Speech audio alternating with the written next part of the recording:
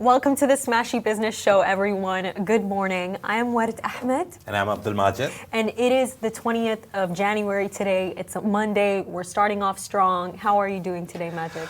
I'm good. Finally, after a long time, I've had the 2 weekend days at home, slept, relaxed. So yeah, very energetic. That long sigh. Yeah. Finally. After I don't know when, like 1 million years, finally. I get exactly how you feel. It was a very busy weekend, that's why. Really? What did you do? No, not like I didn't do anything. Thankfully, I was at home. But news-wise, every second something was happening. Like, this is happening, Trump is launching a coin, this is happening. The world is two big billionaires of Dubai are fighting. It's so much. And then following the Gaza thing, every half an hour, 1 hour, they're like, okay, it's happening, okay, it's not happening. It'll happen Sunday in the morning. Then the Israeli PM, he came and he was like, okay, till we don't get a list of the people, we're not doing it. So it was very busy in terms of news. So every half an hour, I was like, oh, this happened, now this. So yeah, that way it was very busy, but yeah, relaxing, chilling at home. Thankfully. Yeah, but speaking of all things busy going on, let me actually tell you what happened between Khalaf al-Habtoor and Mohammed al-Abbar. So essentially what happened is that Mohammed al-Abbar went on to a forum to basically say that meetings are useless. You know, meetings don't actually create results. And what he called it in Arabic was kharbata. It's all kharbata. You don't actually learn anything.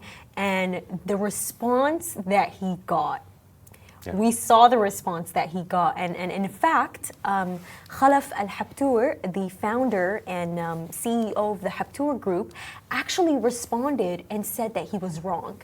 And what was even more interesting about the entire thing was the fact that he did not just come with a statement.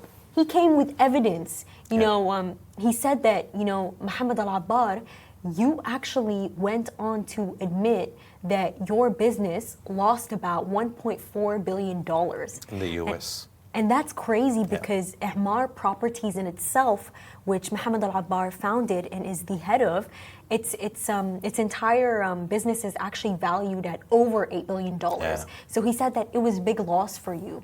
And if this loss, he said, quote unquote, Majid, if this loss was made today, that's bad. But if this loss was something that you had 10 years ago, that's even worse because the value was more than. But it was just so entertaining to see because it's like they're both responding to each other. They're both keeping up with each other. No, Al-Abbar hasn't responded yet. I'm waiting for his response. Because what happened was the 1.4 billion thing, you remember we did this 1 billion follower summit video where he was talking to the guy and he talked about, first of all, that marketing is a gimmick, it's a propaganda. Marketing is a propaganda. In that part, in that event, he basically said that I lost some money. It said 1.4 billion in the US. Because the person who was interviewing us, he follows us on Smashy Business. Thank you for that. But he said basically that, what about the losses that you face in US? And he said, it was around 1.4 billion. So that is one part. Then he went on to the International Project Management Forum, and where he said the meeting part. So Khalaf al-Habtoor, he's keeping an eye on where he's going, what he's saying. And trust me, it's to be honest, for me, it's a very good dialogue that they've started. For me, it's less a clash of like two billionaires, which everyone is touting it to be, but it's more a clash of ideologies. And always these clashes, they happen. See, we always saw Bill Gates versus Steve Jobs in the Western world. We've seen some big, Mike Tyson versus Muhammad Ali. We've seen some big fights in every arena. And this is not a fight. This is a discussion, to be honest. It's actually a thesis on what meetings are important and what meetings are not important, how long they should be. So at the end, the result will be a great, like a manuscript for people to follow.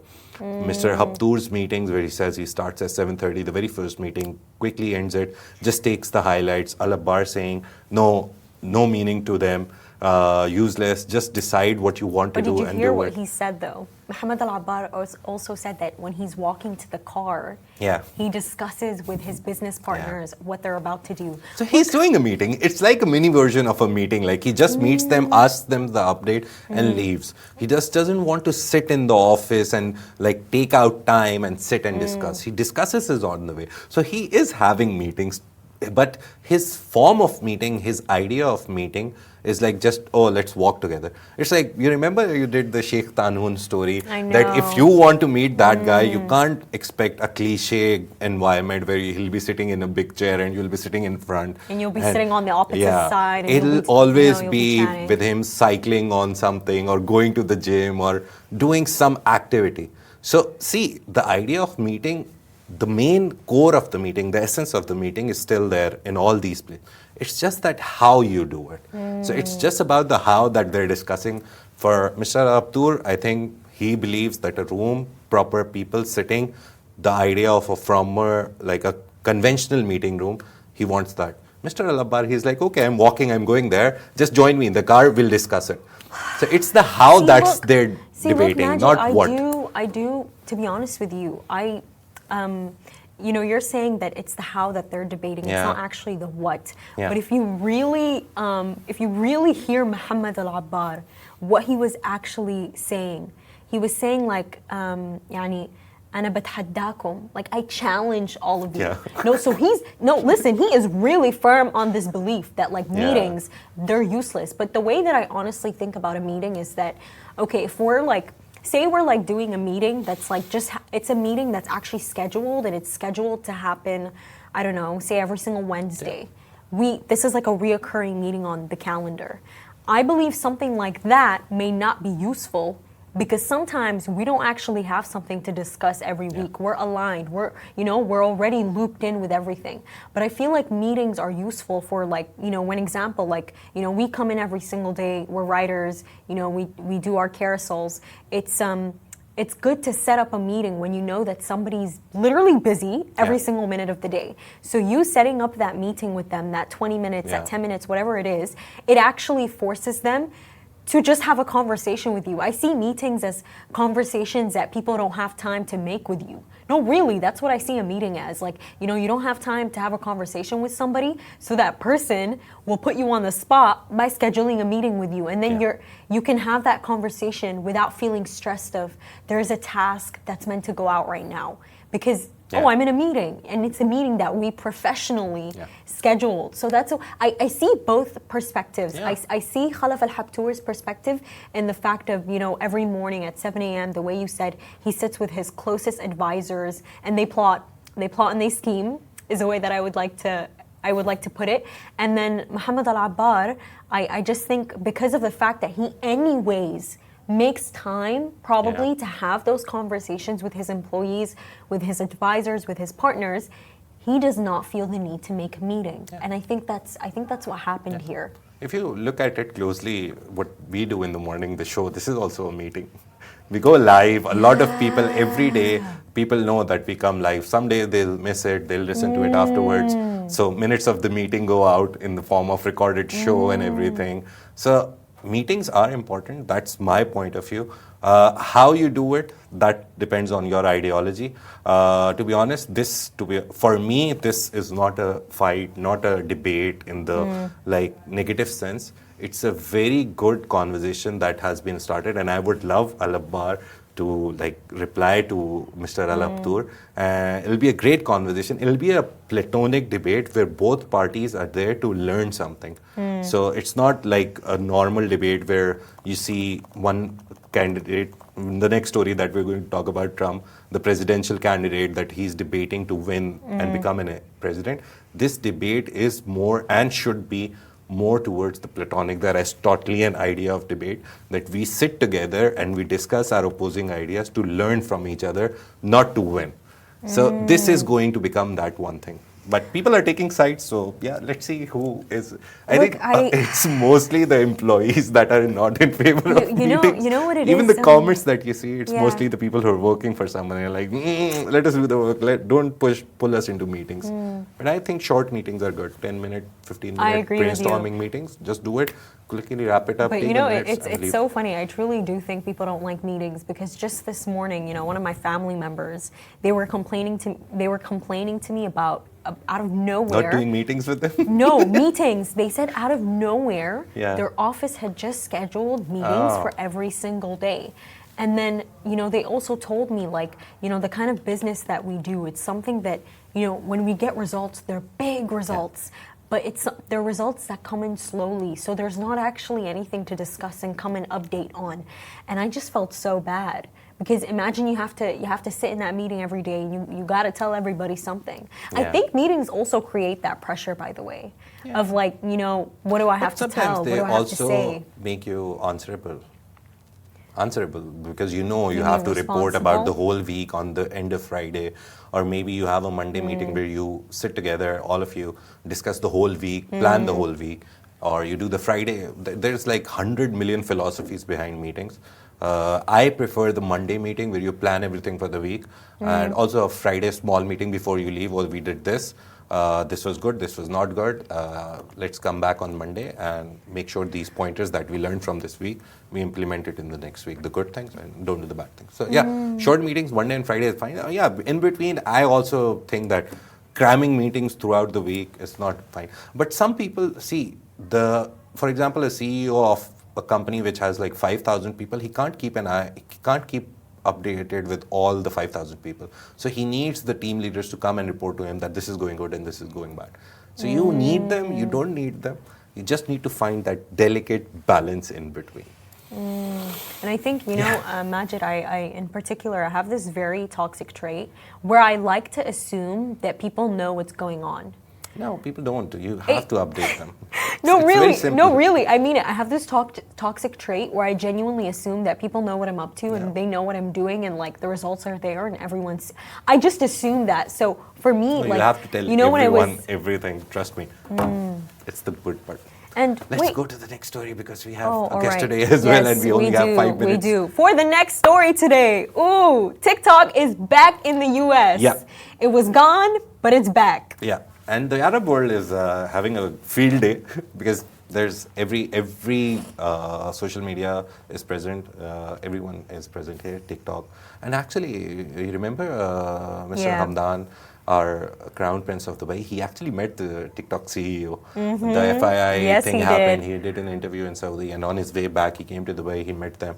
So the good thing is Dubai and overall the UAE, they're very pro social media and very pro all the technology companies being here, setting up here for the Middle Eastern Even offices. just recently in Saudi Arabia, right at the end of 2024, in November, TikTok actually established a Majlis, a creators hub for Saudis, and they also opened their first new office. That was Snapchat. Oh, Snapchat. Sorry, my Snapchat, bad. But, the CEO of Snapchat. I'm so sorry. That was Snapchat. TikTok basically has plans to set up a regional headquarters in Saudi Arabia. Yes, this year I believe. Yeah, that was the funny part that as soon as the TikTok CEO came from FII8 in Saudi Arabia, he met Dubai Crown Prince. So it's a fight going on. It's competition between UAE and Saudi to keep the headquarters of every big giant in their city, in their country. So let's see who wins. It's a constructive fight. And not just that, right? You know, Trump, he's there. He's saying that as soon as he gets inaugurated, he'll issue an executive order. Right now, what he's done is he's posted that, according to me, it shouldn't be banned. And as soon as I come into power, I'll issue an executive order. So TikTok first decide, thank you, we're going. And then they release a statement that, we're coming back because after assurances from Mr. Trump, the incoming president, 45th president. Just so that you all know, by the way, the founder and CEO of Damac Hills, Hussein Sajwani, right now is in the U.S., right as we speak, there to watch the inauguration of Donald Trump. and for a very good reason too. Yeah. Just recently, we saw how Sajan invested $20 billion into building data centers into the U.S. But back to the TikTok ban. Back to that topic. I think it's so interesting because the reaction from Americans. By the way, I knew this was going to happen. No, seriously, I knew that this was going to happen, Majid, because in my mind, TikTok, by the way, they did not actually, the CEO of TikTok did not put up TikTok for sale. Yeah. It never went up for sale. So whoever was trying to buy it, Mr. Beast, Kevin O'Leary for $20 billion, TikTok was, they weren't going to give up their stakes. Why would they give that up just for America? That wasn't going to happen. Yeah. But so I knew in my mind that the only person who could make a difference in this entire story, it was going to be Donald Trump. Yeah. It was going to be Donald Trump. But what's so hilarious, Majid, is, oh my God, if you had seen TikTok, you know what people were doing? So this trend actually started that was like, I have something to tell everybody. It was that audio. I have something to tell everybody. And then the content creator would admit something that they were doing, since we're leaving this app. You know what one girl said? I didn't actually do my workouts. It just showed them. Imagine, you know what her workouts were? She'd put the phone up and she'd be like, okay, I'm gonna run 5 miles. And then she'd do she'd do some star jumps, and then she'd put timings, she'd put sets, reps. Spray water on her face, I'm sweating. And then, and she was wearing the entire workout fit, everything. And then she'd do some squats, and then she'd put some reps, sets. And that girl, I used to watch her, by the way, since 2019, and I always used to tell myself, yo, you need to get like her. She's doing all this. She's running 5 miles. Only for her to tell all of us that she wasn't doing any of that. Do you know the stuff that they were admitting? They even threw a funeral party. Yeah, they were wearing black. Imagine this, and it's right back. It's right back here. But back to the Arab world. It's interesting because it's some of my mom and her best friends, they were all saying they should ban TikTok in the Arab world too. You have people on that side of the debate that are saying it should be banned. It's the reason why more people are not chasing their dreams. They're uneducated because they're constantly on the app. I would say that they have a point, because my screen time is a good 8 hours, and that's because I spend time on TikTok. And then you have other people who argued something even more interesting. They said that as we see how, TikTok has been banned in the US, I know, for just a couple of hours, what it's actually showing us is that the Arab world is embracing the new world. It's embracing the new media more than the US, more than the land of the free. Free speech. Which is so interesting. What do you think about that, Majid? It's clear that they're not the land of free speech. It's very clear. Our country, to be honest, right now, UAE, Saudi, everyone is talking about them because they are adopting everything that's there to adopt. They don't want to be left behind. And US is going towards a very regressive kind of philosophy, don't do this, don't do this. They're just saying don't do this. They're not saying, okay, we can do this. So let's see, hopefully TikTok, what Trump said in his tweet was very scary for me, because he said that 50-50. So he would want someone to own 50% of TikTok in the US. So let's see what executive order he pulls out. The main idea is that he will delay it, but then the conversation will restart on somehow TikTok selling 50% of their brand. The interesting bit was that G42 in 2023 bought into TikTok as well. I was just yesterday, it was all happening, and I was like, okay, how much? $100 million. They bought into their parent company, ByteDance, at a $20 billion evaluation. G42 was in ByteDance. And then they pulled out, they came in around 2023 mid, and they pulled out around 2024 March, because again, G42 needed... They pulled out. Yeah, they needed H100 chips from US NVIDIA. So they got pressure that pull out all your investment from Chinese apps, whatever. Wow. And they had to pull out. So they sold the stake for nearly 150 million or something. So they made profit on it. But G42 was part of an investor in ByteDance. Thankfully, they pulled out because TikTok went very bad. But now I think, let's see. That's so interesting. Fingers crossed for TikTok story. But, it continues. This is not the climax. Of course it will continue. And I think the reason why it will continue is because, I was even discussing this, with my family, because I want to start, publishing on social media. And I was like, okay, should I maybe make Instagram my home too, where the content I publish on TikTok, I also take it to Instagram and I take it to YouTube Shorts. But you know what it is? I don't feel comfortable doing it on Instagram because Instagram to me, it's all about aesthetics. It's all about aesthetics. It's all about perfection. For me, TikTok is where I feel most comfortable because that's where I see everyone feels most comfortable expressing themselves. And I think that's the kind of environment, that's the kind of space that TikTok has created for itself. And with that being said, coming up, we have Mr. Azhar Sajan sharing his journey, the future of Casa Milano, and his insights into the luxury home industry. So tune in for that. And we're back. Today, we're sitting down with Mr. Azhar Sajan, the director of Casa Milano. Under his leadership, Casa Milano has grown from a luxury sanitary ware and tiles brand into a one-stop destination for high-end home solutions. From designer kitchens to premium furnishings, Azhar will share how the brand has evolved and what's next. Thank you so much for being here today. How are you doing today? Thank you guys for having me. It really is a pleasure to be on this show, and I appreciate the time. Yes, thank you very much. Of course, much. Thank you so much. And just to start, what we want to know is, tell us about Casa Milano. How did this idea all start? How did you found it?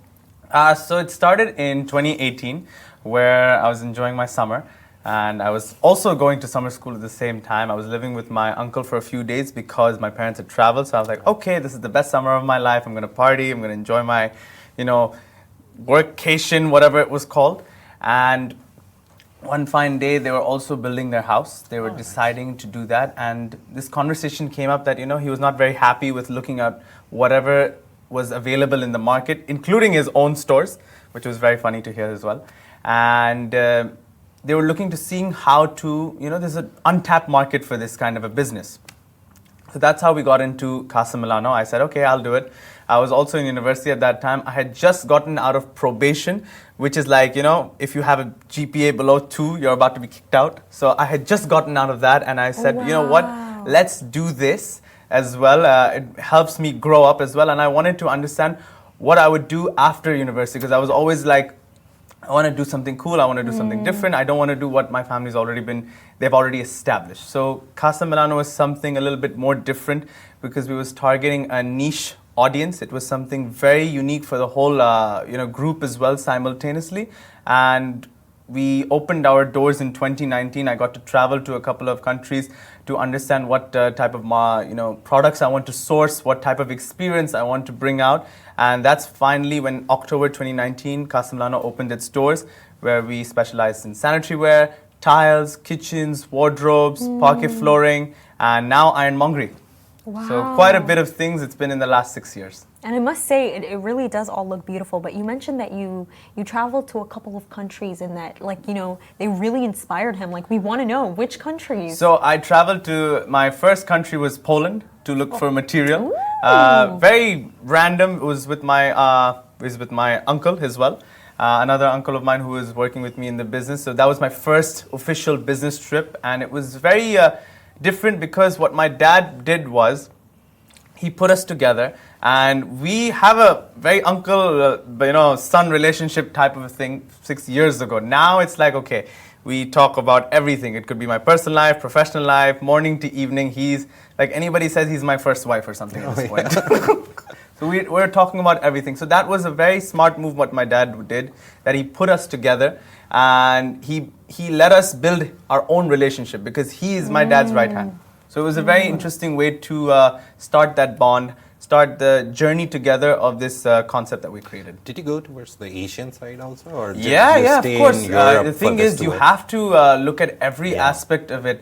Europe is one part, US is one part, the Asia side is one part. It's important to source your material, to find the right things to bring to the market so that you can understand. The idea is not for me to look at what I want. The idea is what the customer wants, what the client requires at this point.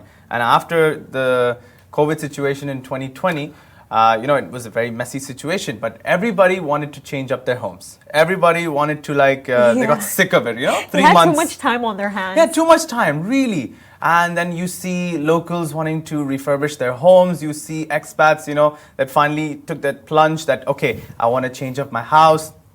I want to change up my tiles. I want to change up my bathroom. I'm sick of looking at this for the past 3 months, constantly for 24 hours. So that, we opened at the right time. But of course, in a way, honestly, COVID kind of helped us. It helped build our business, unfortunately or fortunately. Yeah. That's so interesting. It's nice to hear that, because often what you hear about COVID is that it destroyed a lot of businesses. Yeah. So I'm glad that you were one of the lucky ones. We really changed up our strategy. We used the right social media platforms at that time, like TikTok and Reels. We maximized that.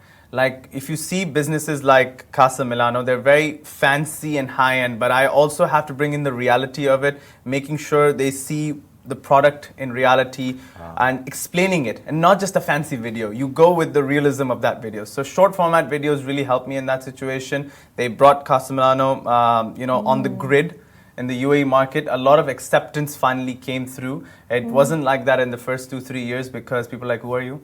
So I was like, Makes you sense. have it takes time for any business. No one will accept you in the first go. So it took a lot of time, and then that's why we're here. You talked about minimalism in one of the articles I was reading about. You talked about minimalism and being the products just not looking good, being like easy to use as well. Yeah. So, like, what's the science behind it? I know minimalism; it's very good. But when you go for luxury, I've seen people just fill up everything. They'll go for the best everything. They want the house to be have a sofa and a very nice, even in the washroom with the tiles, they'll just go exorbitant, I guess. But So you have two kinds of vibes. Yeah. One is you have two types of customers. One is the minimalistic type, and one just wants to fill up everything. Yeah. My Desi Khandan likes to fill up everything in the house. Most of them are like that, and they want it a little bit more gaudy, a little bit gold, a little bit of this, a little bit of pizzazz. My style is it's a mix of both. You have to understand where you need to add the gaudiness, the filling up the entire space, and somewhere you need to understand the minimalism part of it, because sometimes less is more. Yeah. You I have agree to with you. accept, like a lot of things. If you have too many things, it looks a lot cluttered. You have to maximize the space on that aspect of it. So that's why, we bring in our kitchens. They're more very easy to use, very easy to place, and very useful. Like, you'll have a lot of storage space, which everybody needs right now in the kitchen, for your cutlery, for your items, your ingredients. It's very important. But in order to not make it look cluttered, you need to make that item and the design of that very minimalistic, so that you have a clean space, but you know exactly where your other items are. So it's very important to have a mix of both, where you should be having a minimalism aspect of it, and where you can flourish. No, I as so well. agree with you. That's so classy. Sometimes less truly is more. Yeah. Now, a question that I have for you is that, you mentioned that for the first 3 years, people were like, who are you? Yeah. What I want to know is, what was a defining moment for your business? What was the turning point where everything changed? This is when Casa Milano really started to do well. Well, we opened up more stores where you get more money invested in different locations. That was one of the main aspects of it as well in the first 3 years, because we had finally got a store in Dera, store in Dubai, and store in Abu Dhabi, because we got a lot of traction from the Abu Dhabi market, and we used social media for that. And the second thing I would say is our large-scale events, what we did. So this was to gather the attention of a designer, work with them simultaneously. So we built up this platform called Talking Walls. It was a beautiful platform that we can bring in young designers who are striving for recognition for their work, give them an opportunity, give them a 12 square meter space, utilize that. Like, you create the concept, we will bring it to reality. So we gave our products, we gave the theme for them to select. We created a journey for 8 months, and then we showcased it in Downtown Design in D3, where these guys got to show their actual, not just a render concept, and brought it to reality. And that was in 4 days span, because exhibitions don't give you 6 months to build. They give you probably 5 days. So we created a journey with them. They understood us as Casa Milano as well, and we made an impact in the design industry, in the community, because everybody visits this type of an exhibition because they want to create their homes, they want to see what's new in the market, what's artistic, and we created something that nobody else has ever done. And I want to hats off to my team for that, because I honestly did nothing. I was just sitting there and giving a speech. Oh wow, What that's would you say is the USP of Casa Milano? Because obviously you can't Experience. say that. Yeah. Experience. You go in, you will be happy, you'll be welcomed with service. You can go around yourself. You don't need anybody. If you need somebody, my person will come to you. They'll serve you coffee. But the idea is, even if you don't buy anything, that's not a problem. I'm not looking for like, oh, please buy something.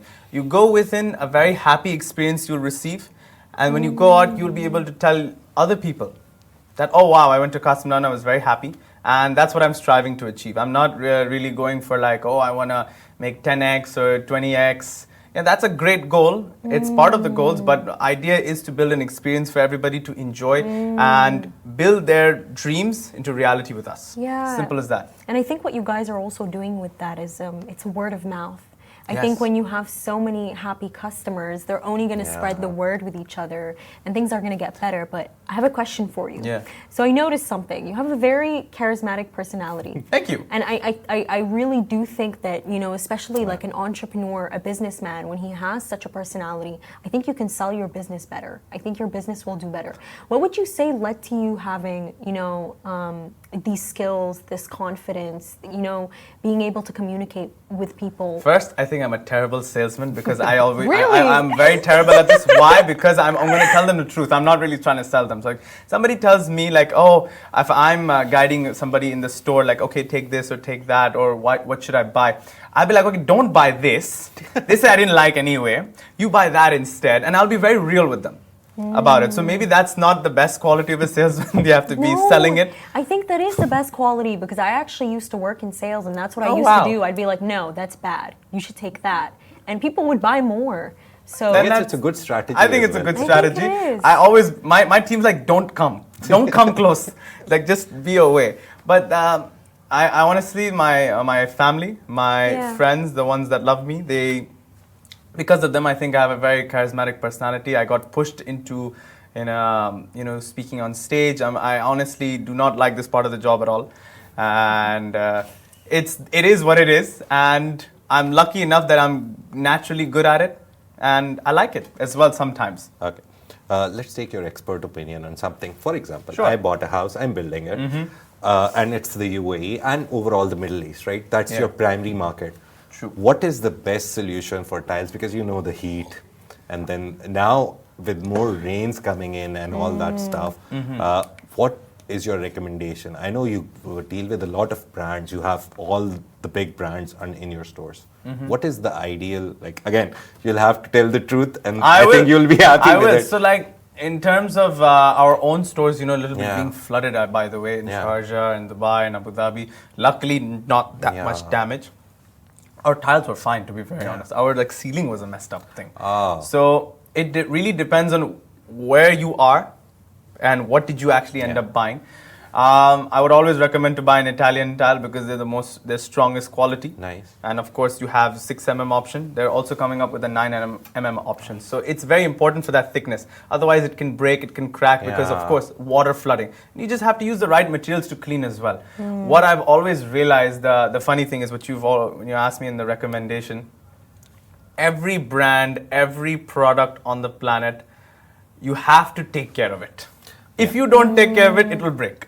Like I've come across many people asking me like, oh, this broke, this is scratched, or this is messed up, or yes, sometimes it can be a quality issue as well. 100%, it's not like everybody's perfect.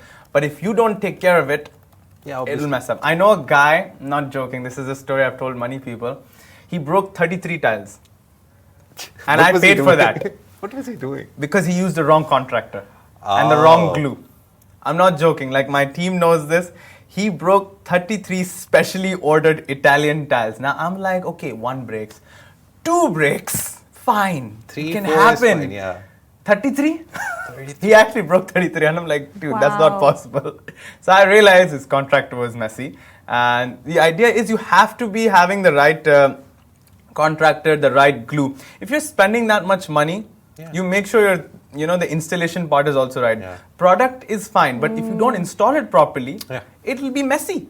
Like whatever you do, especially for tiles, because you have sometimes large sizes, it's very difficult to maintain and manage to install that. So if you don't have the right installer who understands your product as well, it's not going to work. I guess that's your next business venture, going into installation I as wish. well. I After wish. Casa Milano, you'll be Why like, okay, not? we It sell could the be product. something, you just made up a cool idea. I could get into Could the be. installation part. But heat-wise, sorry, we talked about water a lot. Heat-wise, best tiles, like which will stay cool even if it's like 100 degrees I think outside. that would be more for the marble aspect of it. I think So marble you'll go aspect towards of it. marble for Yes, for that. Because it really depends. Why some people choose tiles because it's more budget friendly, and of course it'll give the same effect what a porcelain is looking. A marble is looking into. But it really depends. If you have the money for marble, you should go for marble. If you have the the idea that you have a large space and you're not a fan of marble because you need to maintain marble. Yeah, marble is very You difficult. need to maintain marble. So that is why you go for porcelain. I was just speaking to somebody in India. He is also a distributor of a brand that I have here. He's like, people in India prefer marble because it's luxury. I was like, it's rich. Here I've realized people want marble, but there's a very specific niche for it. So that's why they would stick to floor, parquet flooring or tiles, and that also it depends on the design. If you're from the European side or colder countries across the world, you'll prefer flooring because you've grown up with that. So I would recommend it that way, just to be in the colder section. But heat-wise, porcelain and marble should be fine. Just pick the right material and make sure it's the A grade material, not the B grade, because sometimes productions have that. They are selling it off and it's very cheap rate. So if it's too good to be price, just like double check with your contractor, somebody who's an interior designer or somebody who can do your quality control. It's very important for that. It's like it's a process.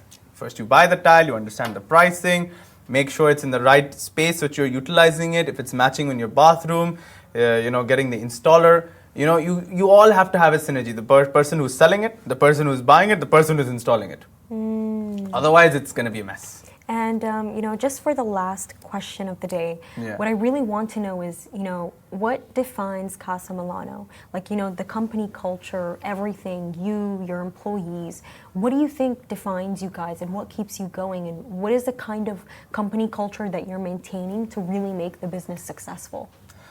Well, it's because my dad and my uncle, they've been very open about it with everybody else in the company as well. Like, their doors open. So I live with that policy as well. My door is always open. We're very transparent with everybody. We have to be. And up until like a couple of years ago, I was the youngest in my own company. So that was the best part. Everybody's a lot older than me and a lot more experienced in life and in the business-wise. So I can only do what's best for them. I want to guide them and I want to be there for them whenever they have something professionally going on as well and personally. So like if I can support them the best way, the idea is to be very transparent with them because I'll always give a listening ear when it's possible. So I just keep it open. Talk to me freely and I will be free with you guys as well. And it's a synergy. So I always try to be like, yes, I am their boss sometimes, but I'm also very relaxed about it. Like, I will let things go that normally people don't. They're like, no, that's very bad. One last tip for new entrepreneurs. You've been through the journey. You've started a business. One tip that you would give them, like this is the don't top give tip. up. Yeah, don't give up. It takes. It's not like how they explain it on social media. Like I started this and now I'm making 100,000 per month. That's not the truth at all. I'm sure everybody knows that. And it takes a lot of hard work, a lot of patience. Even despite having a very massive background, it's not like everybody will accept you. You have to keep at it, keep going, and sometimes forget your social life a bit. And it's important because if you forget your social life today, you will succeed in the future to have a beautiful life. So I would say just don't give up. It's important to keep striving to learn and adapt to new technologies. Like right now, AI is a big deal. I also want to see how it can help Casa Milano in their business. Yeah. It's very important. That's going to be interesting because to see. everybody's changing. It's every, I think, 5 years or 10 years, it was like, there was a massive disruption change. Now I think every 2-3 years will happen, or even faster. So we need to be adapting to the times, and that's what I would always tell the young entrepreneurs as well. Pivot if necessary. So yeah. I That's think a great that's the idea. best way I can help out. Thank you so much. That was Thank really you. beautiful. Thank you, That Azhar. was really, Thank really you guys. beautiful. Thank you for having me on this podcast. Thank you so much for coming on. And, you heard Mr. Azhar Sajan. Casa Milano's doors are always open. Yeah, just go for free coffee. I'm not kidding. You can come for free coffee. That's exactly what I tell people as well. Yeah. So this is Smashy Business Show, a Smashy Business production under the Augustus Media Podcast Network. You can find our newsletter on Smashy TV, and please follow us on all our channels. Have a lovely day, everyone.